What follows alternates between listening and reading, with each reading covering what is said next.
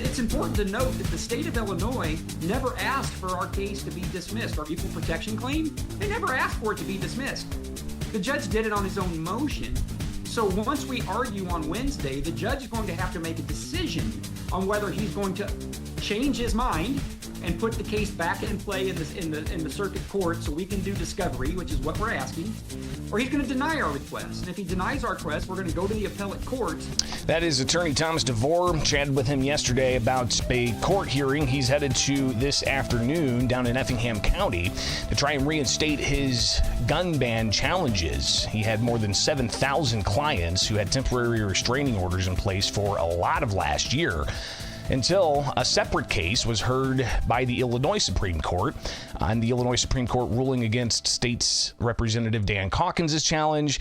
We'll review all of that, but let's start off with a review of the latest gun ban numbers with the state of Illinois State Police releasing the numbers. Now, last week, and I have yet to refresh this page, but last week you had 15,164 individuals tell the state police that they had some kind of firearm, and again, that was of the 2.4 million FOID card holders in the state of Illinois, and that equated to about, 0.63% of FOID card holders. Let's go ahead and refresh this, as you've got the state police now updating those numbers, and you could see here that the numbers being updated now is at 29,357 individuals have disclosed, and that comes out to about 1.22% of total FOID card holders registering some kind of item, a banned item. Total disclosures, 112,350. Firearms disclosures, around 68,992. And that equates to about, 2.3 firearms per individual. 42,000 plus accessories disclosed, and 528 50 caliber ammunition that is banned. So total disclosures, again, about 112,350. And that's for the 29,357 that's registered some kind of item that's banned. Now, of course, that equates to about, 1.22% of total FOID card holders, and you have the individuals who ultimately are not registering anything, being 98 point some odd percent. So you've got the ongoing question of compliance rate here, and whether or not we'll see some reaction, especially now that the January 1st deadline's come and gone, and how this is going to be treated. But of course, a lot of different litigation against the state's gun and magazine ban continues, including in the Southern District of Illinois. We'll review some of that. You've also got the state courts that could see more cases, including from attorney Thomas DeVore. I chatted with him yesterday, and this is how that conversation went. Attorney Thomas DeVore, you had thousands of temporary restraining orders in place challenging the state's gun and magazine ban. Those were vacated after the Illinois Supreme Court in August essentially sided with the states in the separate challenge that State Representative Dan Calkins brought forward. But you're back in court this week. Tell us what's going to happen Wednesday. Well, again, we're back in court because there's a technical difference that has escaped many people on the decision of the Illinois Supreme Court on what they did in the Calkins matter. When you're challenging the constitutionality of a statute, Greg, there's two different ways to challenge it, and they're very different. One is called a facial challenge, and one is called an as-applied challenge. And understanding the distinction between those two is important. Calkins brought a facial challenge, which merely said, irrespective of the facts of the parties, the law on its face, hence facial, is unconstitutional. It's almost impossible to prove that case, and that's why Calkins lost. Ours is not a facial challenge. Ours is as applied challenge, which says when you get into the facts, the plaintiffs in this case are in fact similarly situated to the exempt parties. One of the reasons being is that many of the exempt parties don't have any specialized training, as was just taken for granted in Calkins because he didn't question that fact. And so we're back in court arguing that Judge Jarman, when he dismissed our case following the Illinois Supreme Court precedent, made an error because, again, he failed to appreciate the difference between a facial challenge and an as-applied challenge. And so that's what we're arguing tomorrow, that his decision was an error and he needs to reconsider it. And if he doesn't agree with us, we'll take it to the appellate court. And I'm highly confident, whether we ultimately end up winning our case or not on the merits, that this case is coming back into the state court, and we're going to have the chance to get into the facts of this case, Greg, because ours is an as-applied challenge. It's not a facial challenge. And I know for certain there are emails that exist between the Illinois Association of Police Chiefs and the legislature that prove our case that, in fact, these exempt categories were just but a political ruse and had nothing to do with training whatsoever. They made training up after the fact. They got away with it in Calkins because they, convinced him foolishly to do a facial challenge, which you're never going to win those facial challenges, and they knew it. I was just reviewing some of the tape from the Supreme Court hearing in the Calkins case, and training was brought up over just a little part of the questions that were asked by the justices. And the Calkins attorney did talk about the training, and anybody should be able to attain that level of training if that indeed is the threshold. Well, I asked the attorney general why I couldn't get that level of training, and this was after, of course, that Illinois Supreme Court hearing before the actual determination was made by the Illinois Supreme Court justices. And the attorney general just said that I'm not in a role as law enforcement, so I shouldn't be able to get that type of training. I mean, your thoughts on that? If training is going to be a major component of your arguments moving forward in this, your reaction to the attorney general's sentiment there? Well, the attorney general, keep in mind, they in the Illinois Supreme Court, with all due respect to the justices, were looking for any little reason whatsoever to uphold this law. They cited a federal district court case out of Connecticut, Greg. It's never been cited by an appellate court in the federal circuits. It's never been cited by the Supreme Court. It's never been cited at all. And it stands for the proposition, this federal case, that the only case that the Illinois Supreme Court relied upon, that says if you are charged with the task of protecting the public, that's one factor, and two, you have specialized training, that you are not similarly situated in those exempt classes. Again, charged with protecting the public and specialized training, it's conjunctive, that you are not similarly situated to an average everyday citizen that just walks the streets lawfully able to hold a weapon, and so you can get around equal protection. Now, here's the problem with that as it applied in Calkins, but it never came up. One is they never talked about training whatsoever. The Illinois Supreme Court took it for granted, because Calkins never raised the issue, that these exempt categories have specialized training. Greg, they don't have any specialized training. Are they charged with protecting the public? I think it's pretty questionable whether a politically appointed prison warden is charged with protecting the public, but give them that for conversation.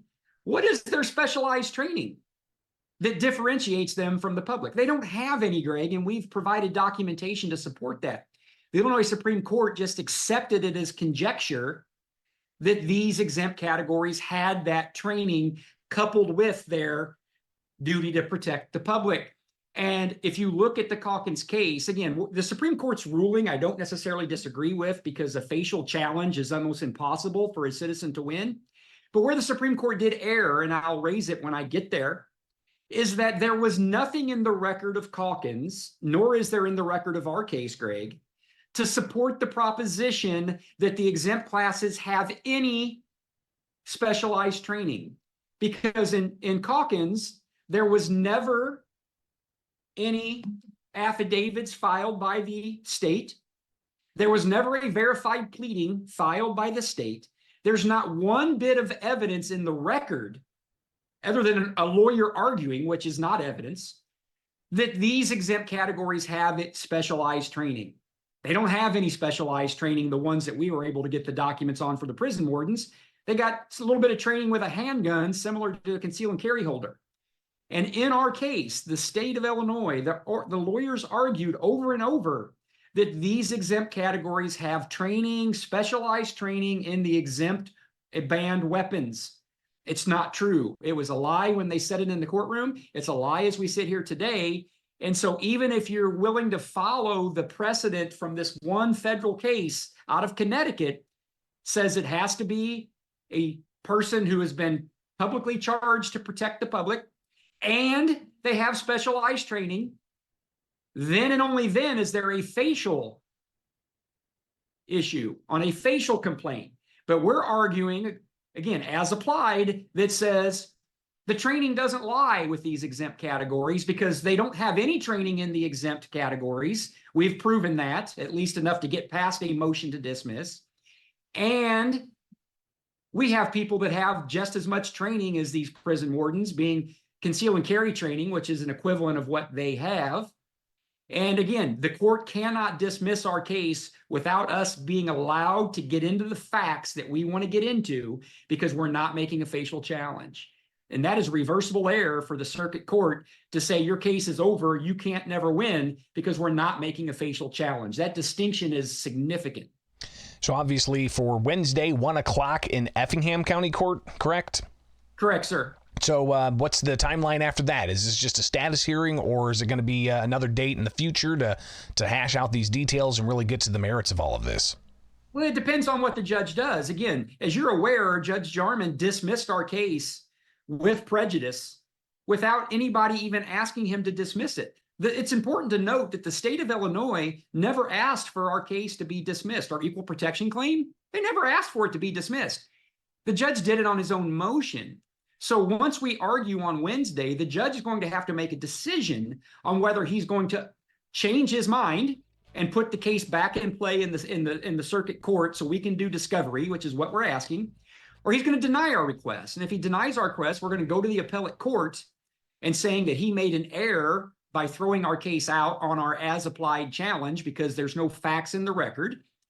And we'll, ask the appellate court to overturn him and to send it back to the state court or in the circuit court. That's what we're going to do. Well, we'll be watching this closely and definitely connect with you in the very near future on this. Thomas DeVore, attorney, and how many clients are there involved in this particular case? A little over 7,000. Oh, wow. Okay. Well, greatly appreciate you taking the time with us, and we'll definitely be in touch. You too. All right. So again, that was a conversation I had with Attorney DeVore yesterday, and he's going into court today. Now, his cases were separate in different counties from the Dan Calkins challenge in state court. And in that case, you had the case ultimately, with all the twists and turns that were about whether or not justices should have recused themselves for getting $1 million in political donations from Governor J.B. Pritzker when they were running for the office, including campaign contributions from the leaders of the two branches of the legislative branch, the House and the Senate presidents, and the House Speaker giving six-figure donations. So you had that at play as well. And the challenge in the Illinois Supreme Court ultimately went the way of the state. So Dan Calkins, now transferring from DeVore trying to reinstate his cases in state court, Dan Calkins has his challenge in front of the U.S. Supreme Court. And if you recall, we reviewed this extensively as well at the U.S. Supreme Court's website. You can see the docket entry for Dan Calkins versus Governor J.B. Pritzker et al.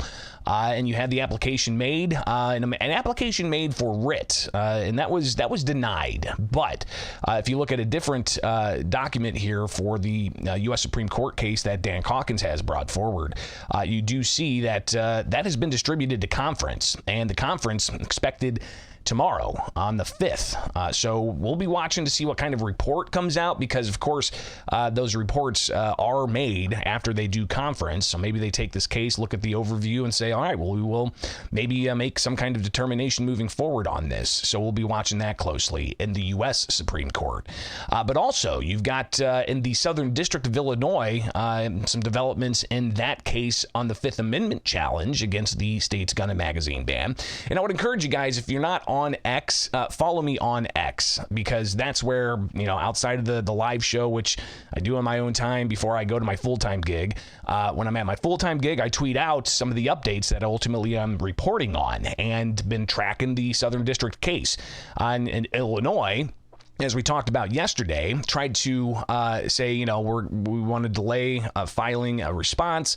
Well, the judge denied that request to have the states file a response to the Fifth Amendment challenge to the law by January 19th. So that's been set, all right? But Judge McGlynn also yesterday reset the status hearing, the status conference, the scheduling conference, I guess I should say, when they're going to actually talk about, when they're going to hear certain things evidence, when they're going to depose certain people, when certain evidence is going to be presented. So originally, the judge, Stephen McGlynn, had ordered a January 4th scheduling conference, but at the request of the state and the Barnett plaintiffs, that new scheduled conference date has been set for January 12th. So you've got a couple of things there that we'll be tracking here, of course, as we watch all of the litigation play out against the state's gun and magazine ban. All of this while you've also got the latest statistics from Illinois State Police showing that around 1.22% of Illinois firearm owner identification card holders have registered a firearm or banned item with state police, and that means that 98.78% haven't. There you go. All right, that is some of the latest here with the twists and turns of Illinois' gun and magazine ban. We will, of course, be tracking all of this as we proceed forward. I'm Greg Bishop. Thanks for hanging out. Be sure to check out all the different social channels I've got. Of course, we broadcast each and every weekday morning here on YouTube, Facebook, and X.